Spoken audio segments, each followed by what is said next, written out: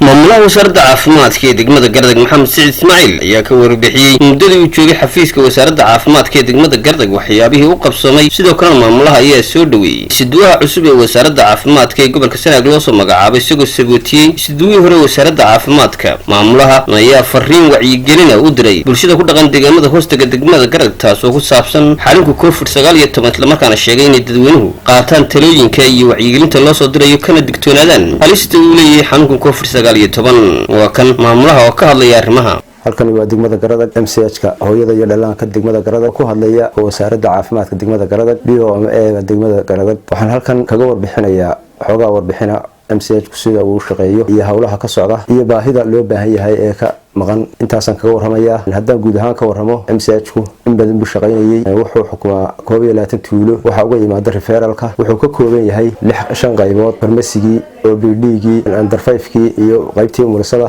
iyo wardkii intaas ka kooban yahay referralku wuxuu kaga yimaadaa kilomitir hal dhul isu jira ilaa 80 kilomitir ilaa 90 kilomitir Cadde Huluul laastomare waa dhulka ugu shisheeya uu kaga yimaado referralku wixii wax laga qaban kari waayo halkan waxa looga sii gudbiyaa Burco ama Ceergaabo labada gobol oo noo aan u simanahay ambulance baa taagan dawada waxa loo keena hay'adda OM oo shaqaalahana kuna siiya intii hay'adaasi noo timi waan ku raysanay aad iyo aad baan uga mahad celinaynaa sida wanaagsan ay noola shaqeeyeen haday qalab tahay haday tahay dawo tahay haday tahay ambulance-ka haday tahay wixii loo baahdo oo dhan iyaga naga ka fargareeya boolisiga ay ku shaqeynayaan waa kii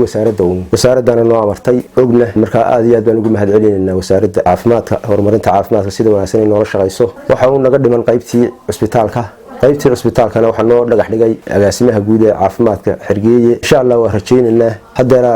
dhawaan baan idin dhisayaa baa la yiri waa rajaynaynaa waa sugaynaa waxaan aad iyo aad ugu mahad celinayaa siduwaha gobolka Xasan Koore oo hadda loo magacaabay siduwaha gobolka waxaan isla u mahad celinayaa siduwii hore hadda laga bedelay ناصر عبد الرحمن محمد هذه أبان سلو وسلامية راس وحوي وبحنت جود شغالها كشقية مساج كني وحكوا كوبية تدريب صدق كوبية لا تنبير ولا كوتشران تدوانا قلنا قاطعان ديد لا تكامل خلقة شرو سقال بهرو سقال كنا وحوي وتنبريري هم بيكون شقية ولي مالك مقرنا إن شاء الله هو الرجينا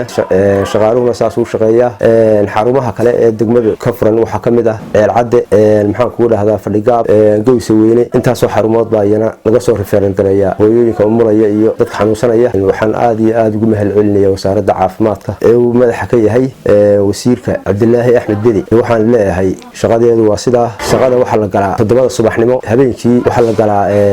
la galaa shaqada waayo habeenkii hooyooyinka waa ku umulaan imika leerkii baa naga yar xumaaday tooshbay hadda wallahi kaga umuliyaan laakiin waxa weeye waa nala soo wadaa oo hay'adda OM baan ugu balaqaaday inay keento waa sugaynaa insha Allah iyadana waa sugaynaa xanuunkan COVID-19 anagu degmada wali wax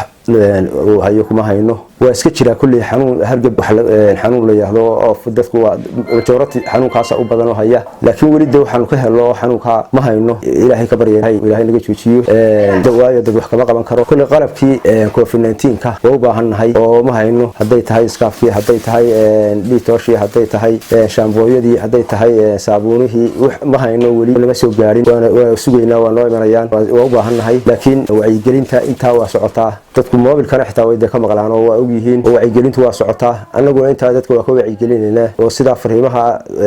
moobilka ku duuban oo kale waa u sheegnaa inta waa ka hadlaynaa waana dadku waa taxadiraa waa madar sare warbaahinta qaranka Jamhuuriyadda Soomaaliland Gardag